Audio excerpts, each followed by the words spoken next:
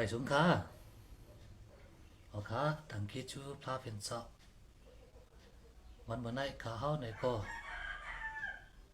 ใครเอาตั้งข้อความพาเป็นสอบมาปันอินปันแห้ง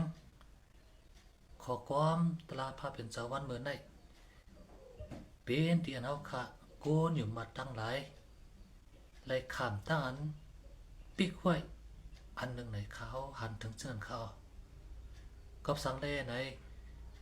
โจตาสักเขาในก็ไล่ขามตั้งปิกไว้อ่ำป่องลุ่งเลี้ยงมีตั้งนำค่ะก็เปือว่าพระเป็นเจ้ามีเฮียน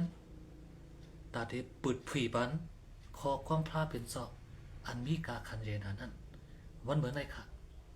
เขาข่าวอ่อนกันห่วมกันเอาไอ้น้อยแห้งจอมกันสีคำเขาเอาค่ะเขาไข่ปันแห้งอันมีในแก้มโลมะไม้เปียดตอนเก่านั่นอยู่ค่ะอ้อปอวิญญาณพระเป็นเจ้าเตอยู่ในสูเตเตเจิงสูเดินอ่ำกำแก้งจอมอลูเนื้อเลือดกำแก้งจอมสะพอวิญญาณเจ้าเย้าเลผู้เล่าสีอ่ำว่าปอมันอ่ำมีวิญญาณเจ้าเครียดเจิงมันอ่ำจะโกนมันเจ้าอ๋อค่ะขอกอมตลาดเจ้าตอนไหนเป็นที่อันลำลงใหญ่ปนตาโกนเจอและฮับขำเอาเจ้าอิสุเป็นเจ้ากิจชอนั่นเขากวนยุ่มยามเฮาคากันนำในยุ่มยามฮับตุ้งเอาเจ้าอิสุเป็นเจ้ากิจชอดเชียวก็ขำเอามังกลาปฏิจำในน้ำเชียวก็เย้ากว่าค่ะทั้งนำเขาเดี๋ยวเขาอันป่นมาปิกซ้ำว่าเลยหู้อยู่ว่าเจ้าอิสุเป็นเจ้ากิจชอดเชียวคำเอามังกรจุ่มน้ำอยู่กว่าเหมือนเก่าเนาะอักเกี้ยงสาลิตะในก็เหมือนเก่ามันนำเรียกลายสังมาอัมมุนไม่เป็นจูตาสักอันใหม่ในพระเป็นสมาเตบอกว่าเวมีจือมันว่าเป็นคริยันฮับคำเอามาว่าเป็นคริยันมากข้อหนึ่งเขาอันพ้นอันไหนก็เปิดสังขารมันเหมือนไอ้ขอความท้าเจ้าตอนไหนสั่งล้างปันเอ็นปันแหงเขาว่าก้นอยู่มาเท่าคันหนึ่งก้อนไอ้สั่งว่าอัมมีวิญญาณเจ้าคริสอัมเจอก้นผ้าเป็นเจ้าไหนกันขอความตอนไหนลึกลำลงหน่อยเท่ๆค่ะพี่น้องเขาค่ะ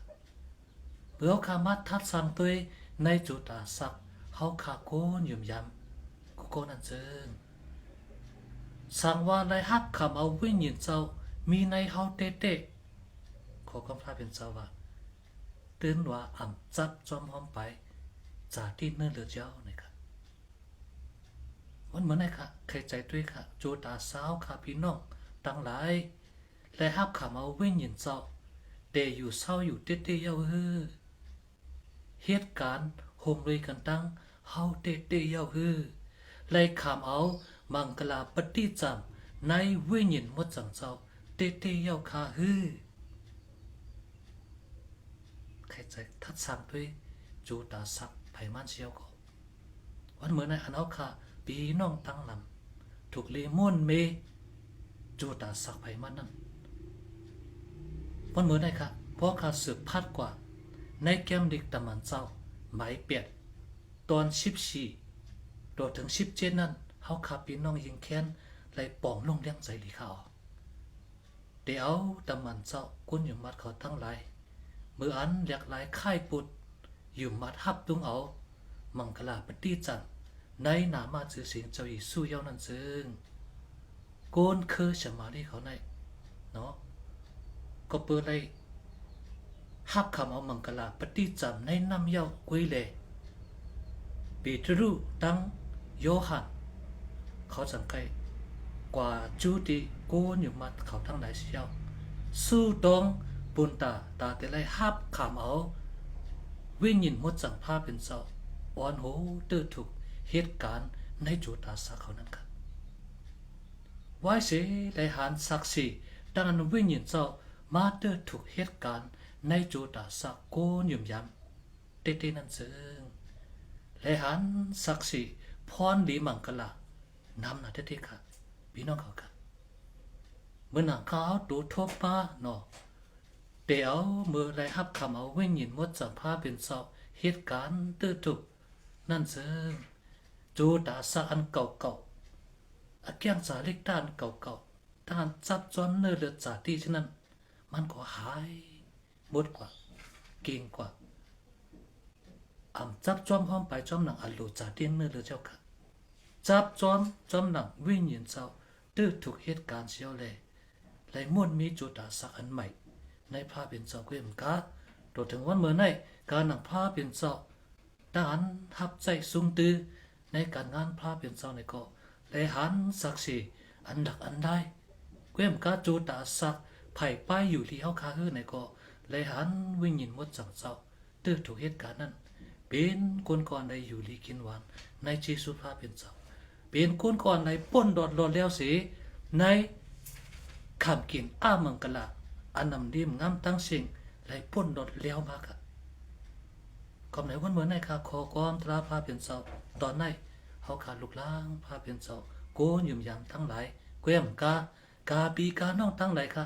สั่งว่าใครห้าเอาเจ้าอิสุเป็นเจ้ากิจชนนั้นซึ่งอย่าปีให้มันเย้ากว่าที่นั้นค่อยค่ะอะไรห้าขาเอาวิ่งยินมดสั่งพาเป็นเสาอ่อนหูอ่อนกันในจูตาสักเสียวมืออันสุบสักเรียบกว่ามือนั้นนั่นซึ่งเขาขาดอะไรหันสักสีอันหลักอันได้อันวิ่งยินเจ้ามาจ้าจ่อยแถมเนื้อจูตาสักเขาหาพี่น้องอำมันขันเป็นอันวันนั้นการหังไรหันสักสีพรดีในวิ่งยินเจ้านั้นวันเมื่อในขึ้นใครสืบเพียนเพดปันกาปีกาน้อเขามีจึงหนังในอยู่ค่ะอ๋อยินโซมขอบใจถึงทางเสียงค่ะย้อนให้พาเป็นเจ้าปันพอนิมังกลาเล